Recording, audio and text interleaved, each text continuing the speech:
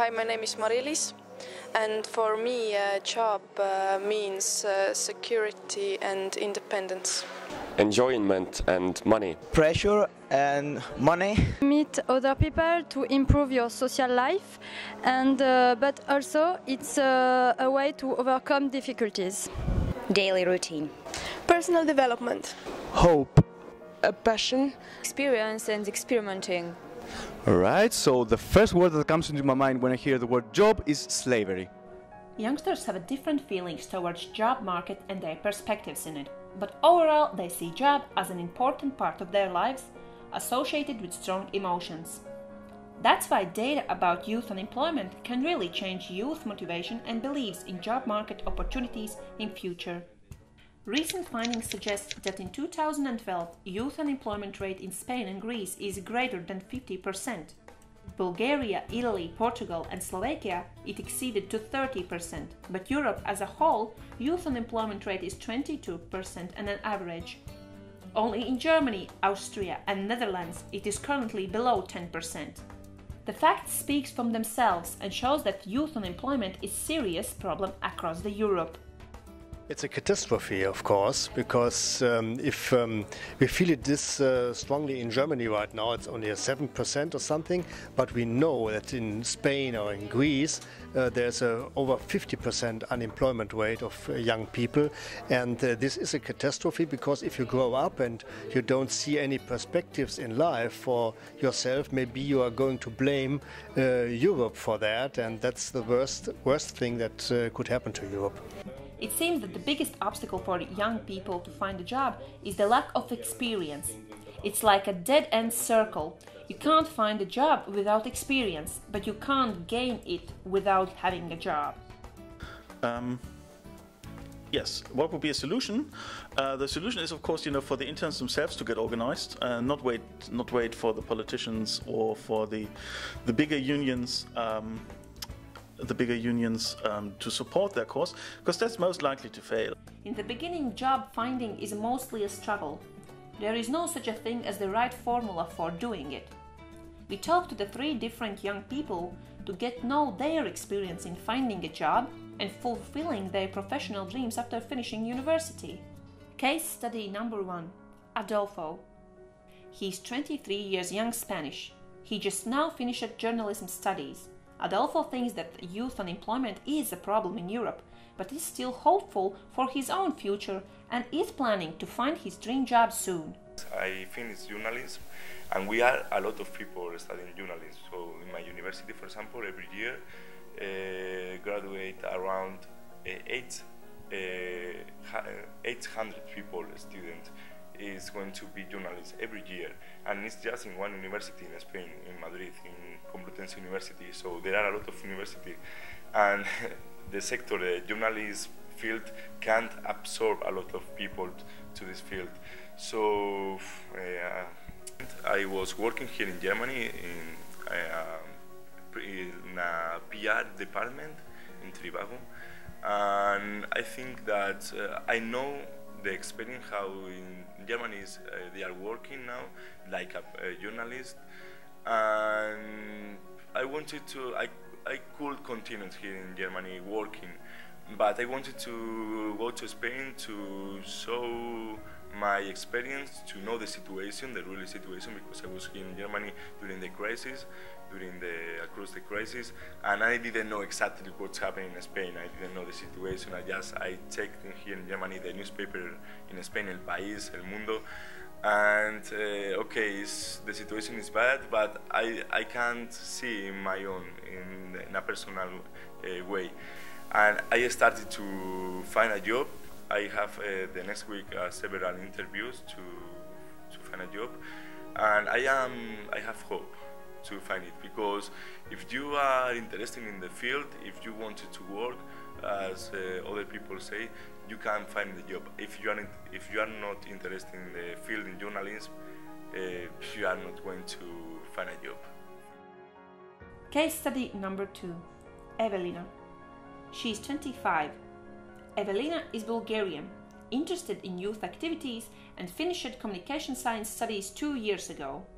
Right now, Evelina is working at the pharmacy because after graduation she couldn't find a job in her profession. 2 years ago, I worked as a journalist in the field of PR and communications, and I was happy. But then the crisis and all that stuff. Most of the medias now are broke or they don't exist anymore, so it's hard. I tried to send CV because this is the only way to find a job. Now nobody wants to meet you. Everybody wants first to see your CV, then they can call you, but this is not sure. Now I work in a drugstore. I'm not happy with my job. I can say that I really hate my job because it is not in line with my education. Also, it's not in line with my interest. But I have no choice. I have to work because I'm a young person and I need a job. Because first of all, I have to feel independent and I have to feel happy and well. The biggest problem in Bulgaria is the fact that every person keep his job. So if you're retired, you're still working, and you don't give a chance to some young person like you, for example, to work and to prove yourself,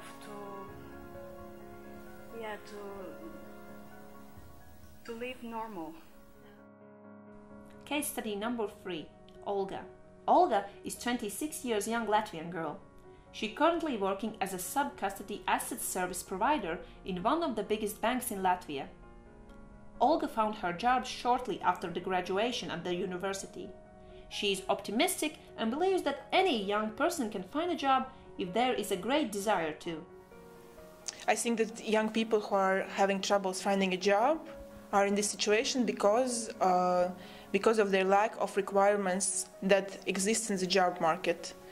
For example, it can be language skills, it can be social skills, it can be computer skills, it can be their own personal development, human skills. Maybe they don't even want to work at that job place, and that's why they can't get it. Maybe they should change the field and they will get the job in the first interview.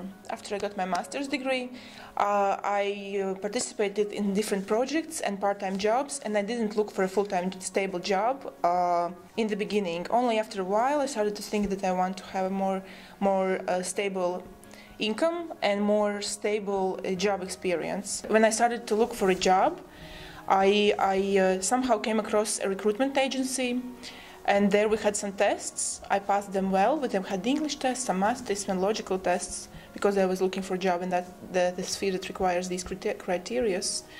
And I passed them well, so I was working already in 2 weeks, helping companies do stuff. It seems solution for the youth unemployment most likely is keep trying and don't give up on the job market. Work-willing youngsters need to keep improving their skills and get as much as education as possible. Use the time to learn as much as possible about life and different parts of life, and doing something, helping people, or having apprenticeships with companies and institutions, learning about Europe, maybe other countries, learn another language. Even if you don't find an employer who asks for someone who is able to speak Spanish and French and maybe Czech at the same time, 5 years from now, maybe they are looking for you. Maybe the solution is go to abroad, to another country, to get experience, to get the language, because in Spain another factor is the languages. We don't used to speak another language like English or German, French, because we are a little bit bad for the educational system. You have to believe in you and your skills, and you have to upgrade your skills every day, to learn with your eyes, with your hands, with all of your body, every second. And I think that's the most important. My suggestions for people who are looking for a job is to read the job finding books. When I was looking for a job, I read a simple book that is written in very simple language. It was answering tough interview questions for dummies, and it worked really well for me because it's really well organized and well structured book. I recommend it.